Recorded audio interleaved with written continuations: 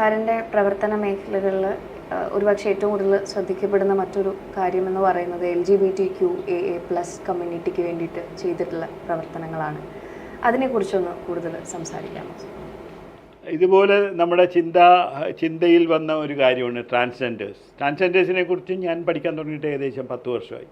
അവരുടെ വൈകല്യങ്ങൾ, അവരുടേതായിട്ടുള്ള ആറ്റിറ്റ്യൂഡ്, ഒരുപാട് വിഷയങ്ങൾ എന്ന് വെച്ച് കഴിഞ്ഞാൽ ഒരു ട്രാൻസ്ജെൻഡറും ഇപ്പം നമ്മളൊന്നും ജനിക്കുന്നത് നമ്മൾ വിചാരിച്ചിട്ടില്ല. പക്ഷെ ഒരിക്കലും ഒരു ട്രാൻസ്ജെൻഡർ ജനിക്കുന്നത് അവർ പോലും അറിയാതെ ആണ്. പക്ഷേ അതിലും ഏറ്റവും വേദനയുള്ളത് മിക്കവാറും അച്ഛനമ്മമാർ ഇവരെ ഉപേക്ഷിക്കുന്നു. ഞാനൊരു ഗൈനക്കോളജി MBBS പാസ്സായ ഒരു ട്രാൻസ്ജെൻഡറായിട്ട് ഒരുവണ് സംസാരിച്ചപ്പോൾ പാലക്കാടുള്ള ഒരു വലിയ നായർ കുടുംബത്തിൽ ജനിച്ചാണ് അവർ.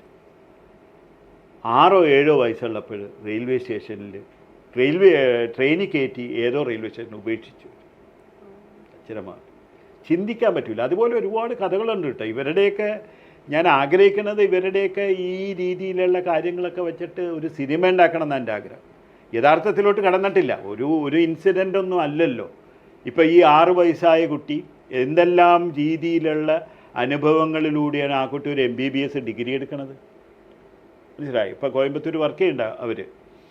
അപ്പോൾ ഇങ്ങനെ ഓരോ ട്രാൻസ്ജെൻഡറും കമ്മ്യൂണിറ്റി തഴയുന്നുണ്ട്, സമൂഹം തഴയുന്നതിലുപരി കുടുംബം തഴയുന്നുണ്ട്. ഒരു കുടുംബത്തിലും ഞാൻ അറിഞ്ഞെടുത്തോളം, ഞാൻ ഏകദേശം ഒരു 500-ലധികം ട്രാൻസ്ജെൻഡേഴ്സായിട്ട് ഇൻട്രാക്ട് ചെയ്തിട്ടുണ്ട് കേരളത്തിലൊട്ടാകെയുള്ള. ഞാൻ അറിഞ്ഞെടുത്തോളം സമൂഹം അവരെ മാറ്റി നിർത്തുന്നു, അതൊക്കെ ആണെങ്കിലും അതിലും കൂടുതൽ അപകടം അവരുടെ ഫാമിലിയിൽ നിന്നുണ്ടാകും. അവിടെയാണ് അതിൻ്റെ ദുഃഖം. ഒന്നും അറിയാൻ പെടാത്ത സമയത്ത് ഇവരെയൊക്കെ ഉപേക്ഷിക്കണേണ്. അപ്പോൾ പിന്നെ നമ്മൾ ഏത് രാജ്യത്താണ് ജീവിക്കണതെന്നുള്ളതാണ്. മറ്റ് പല രാജ്യങ്ങളിലും ഇങ്ങനെ ഒരു വിഭാഗം പോലും ഇല്ല, പേരില്ല. സിംഗപ്പൂർ ട്രാൻസ്ജെൻഡർ എന്നുള്ള സാധനമില്ല. അവർ ഈക്വലായിട്ടാണ് കരുതുന്നത്. അവർക്കുള്ള പരിഗണന ഉണ്ടെങ്കിലും അങ്ങനെ ഒരു പേരിൽ വിളിക്കാൻ പാടില്ല അവരെ. പല രാജ്യത്തും അങ്ങനെയാണെന്നാണ് എൻ്റെ അറിവ്. അപ്പോൾ അവർ ഈ ഒറ്റപ്പെടുന്നതും അവരുടെ ജീവിതം, ഇപ്പോൾ അതിലേറ്റവും ടച്ചിങ് ആയിട്ട് എനിക്ക് തോന്നിയത് ഇത് ഇവിടുത്തെ ട്രാൻസ്ജെൻഡേഴ്സിൻ്റെ ഒരു യോഗം ഇവിടെ വെച്ച് ഈ BTHൽ വെച്ചിട്ടുണ്ടായിരുന്നു. ജില്ലാ കളക്ടർ എൻ്റെ കൂട്ടുകാരനായിരുന്നു. അയാളെയാണ് ഉദ്ഘാടനത്തിന് വിളിച്ചത്, ജാഫർ മാലിക്. ഉദ്ഘാടനമെല്ലാം കഴിഞ്ഞിട്ട് ഞാൻ പറഞ്ഞു ഇവരായിട്ടൊരു ഇൻട്രാക്ഷൻ അരമണിക്കൂർ എന്ന് പറഞ്ഞു. അത് 1 മണിക്കൂറോളം എടുത്തു. അപ്പോൾ അതിൽ ഒരു 10-13 പേര് മെട്രോ റെയിലിൽ ജോലി ചെയ്യുന്ന ആൾക്കാരാണ്. അപ്പോൾ അവരുമായിട്ടുള്ള സംസാരത്തിൽ അവർക്ക് 10-18,000 രൂപ 20,000 രൂപയുടെ അടുത്ത് ശമ്പളം കിട്ടുന്നുണ്ട്.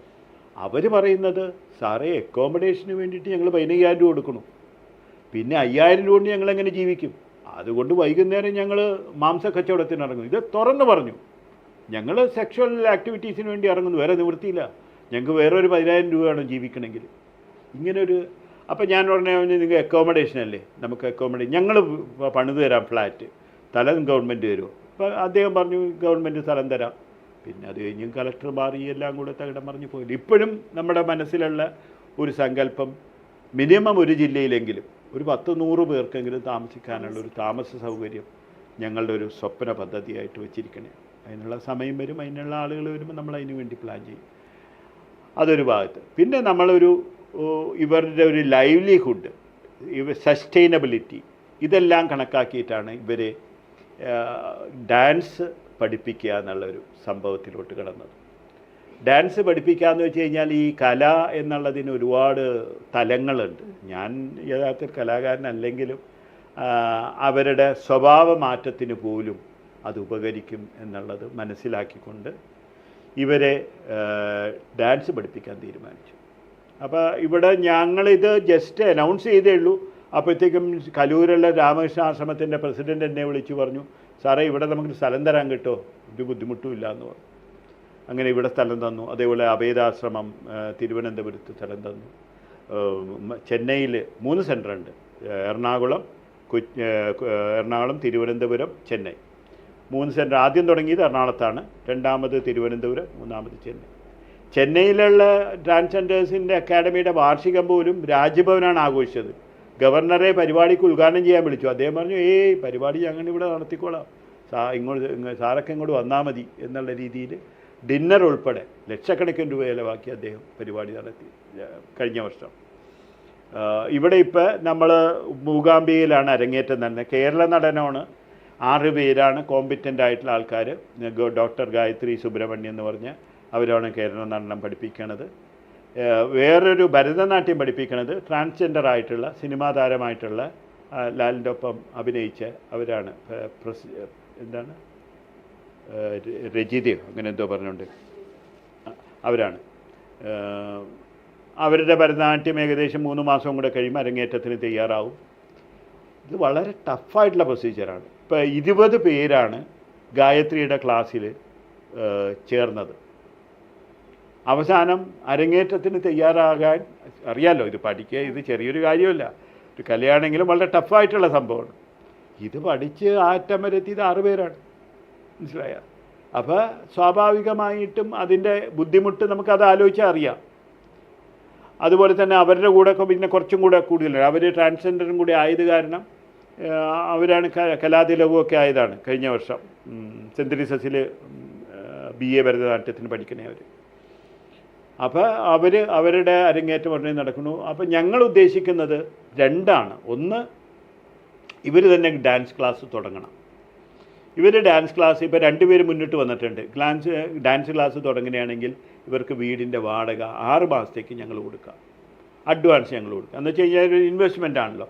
അത് കഴിഞ്ഞിട്ട് നിങ്ങൾ സ്വന്തം നോക്കിക്കൊള്ളണം. ഇല്ലെങ്കിൽ നമ്മളങ്ങനെ സ്പൂൺ ഫീഡിങ് അത് ശരിയാവില്ല. രണ്ടാമത്, നിങ്ങൾക്ക് ഇപ്പം 60,000 രൂപയാണ് ഇവരുടെ പെർഫോമൻസിൻ്റെ ഫീസ് വെച്ചേക്കണത്. 6 പേര് പെർഫോം ചെയ്യണമെങ്കിൽ ഓരോരുത്തർക്കും ഒരു 5,000 രൂപയെങ്കിലും കിട്ടണം. പിന്നെ പക്കമേളവും മറ്റു കാര്യങ്ങളും പാട്ടും എല്ലാം കൂടെ അവർക്ക് 30,000 രൂപ. അങ്ങനെ 60,000 രൂപ ബഡ്ജറ്റ് ഇട്ടേക്കണേണ്. ഞാൻ ദേവസ്വം ബോർഡൊക്കെ ആയിട്ട് ഇപ്പോൾ ഡയാലിസിസ് സെൻ്ററെല്ലാം ഞങ്ങൾക്ക് ധാരാളം അവരായിട്ട് അസോസിയേഷൻ ഉണ്ട്. അപ്പോൾ അതിൻ്റെ ദേവസ്വം ബോർഡിൻ്റെ പ്രസിഡൻറ്റുമാരെ എല്ലാം അറിയിച്ചിരിക്കുന്നതാണ്. അമ്പലങ്ങളിൽ പരിപാടി കൊടുക്കണം ഇവർക്ക്.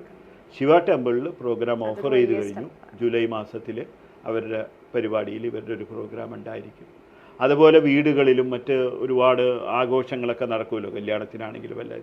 അതിനെല്ലാം ഇവരെ ഒന്ന് പാർട്ടിസിപ്പേറ്റ് ചെയ്യണം. അപ്പോൾ ഈ കലയിലൂടെ ഇവർ ഡാൻസ് പഠിക്കണമെന്ന് പറയുമ്പോൾ അവർ വേറൊരു മുഖത്തൂടെ നമ്മൾ കാണുന്നത്. മാത്രമല്ല 2 വർഷം പഠിക്കാമെന്ന് വെച്ചാൽ അത്രയും സ്ട്രെയിൻ ചെയ്ത് ഒരുവിധം. ഞാനിപ്പോൾ മൂകാംബിയിൽ ഇവരുടെ അരങ്ങേറ്റത്തിന് പോയപ്പോൾ നല്ല കോമ്പിറ്റൻ്റായിട്ട് ഇവർ ചെയ്യുന്നുണ്ട്, വളരെ കോമ്പിറ്റൻ്റായിട്ട് ചെയ്യുന്നുണ്ട്. അതൊന്നും ചെറിയ കാര്യമില്ല. അതൊക്കെ ടീച്ചറിനെ എടുക്കും, ഇവരുടെ ആത്മാർത്ഥതയും എല്ലാം കൂടെ ആണ്.